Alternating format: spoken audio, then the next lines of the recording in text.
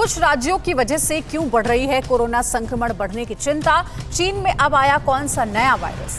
क्या चीन पर बढ़ रहा है कोरोना के ओरिजिन को बताने का दबाव? देखते हैं टॉप 9 महामारी। देश में पिछले 24 घंटे में कोरोना के 39,068 नए केस आए हैं। वहीं इस दौरान करीब 40,000 लोग रिकवर हो गए। वहीं महामारी ने एक दिन में 544 लोगों की जान ले ली। सबसे ज्यादा 170 मौतें महाराष्ट्र में हुई हैं। केरल और महाराष्ट्र में एक बार फिर रिकवरी से ज्यादा नए केस आए हैं। प्रधानमंत्री मोदी आज 6 राज्यों के मुख्यमंत्रियों से कोरोना संकट पर बात करेंगे। सुबह 11 बजे पीएम की ये बातचीत तमिलनाडु, आंध्र प्रदेश, कर्नाटक, ओडिशा, महाराष्ट्र और केरल के मुख्यमंत्रियों के साथ होनी है। इससे पहले प्रधानमंत्री ने मंगलवार को पूर्वोत्तर राज्यों में कोरोना के हालात पर चर्चा की थी, जिसमें असम, मणिपुर, अरुणाचल प्रदेश, मिजोरम, मेघालय, सिक्किम, त्रिपुरा और नागालैंड के मुख्यमंत्री शामिल हुए थे। केंद्र सरकार ने राज्यों को चेतावनी दी है कि लापरवाही की गई तो कोरोना के मामले फिर से बढ़ सकते हैं।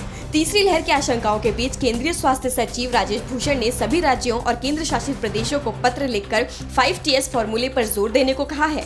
पत्र में लिखा है कि सरकारें टेस्ट, ट्रीट, ट्रैक, टीकाकरण और कोविड प्रोटोकॉल के पालन पर फोकस करें।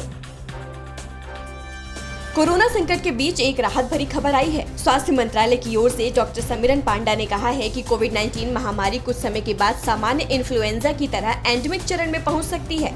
यानी ये बीमारी संभव है कि कुछ दिनों में वैसी खतरनाक न रह जाए जैसी आज है।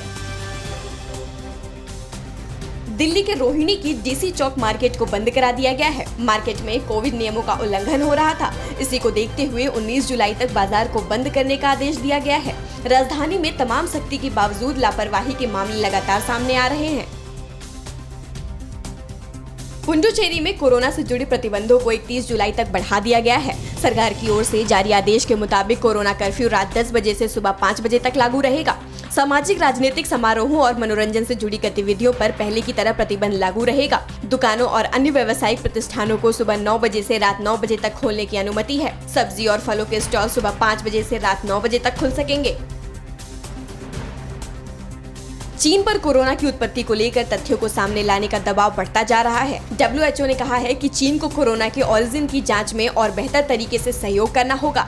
खास बात यह है कि WHO का ये बयान ऐसे वक्त में आया है जब अमेरिका 90 दिनों के अंदर कोरोना के ओरिजिन का पता लगाने की बात कह चुका है।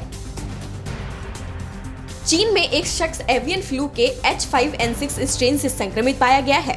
उसे इलाज के लिए अस्पताल में भर्ती कराया गया है। कोरोना महामारी के बीच इस नई बीमारी ने चिंता बढ़ा दी है। 55 साल का ये शख्स बाजहोंग शहर का रहने वाला है, जो सिचुआन प्रांत में स्थित है। 6 जुलाई को मरीज को बुखार आया था, जिसके बाद उसकी जांच की गई। चीन पर कोरोना का असर दिखने लगा है। साल की दूसरी तिमाही में देश की अर्थव्यवस्था बुरी तरह से गिर गई है। पहली तिमाही में 18.3% ग्रोथ रेट के मुकाबले दूसरी तिमाही में चीन की अर्थव्यवस्था की वृद्धि दर 7.9% ही रही।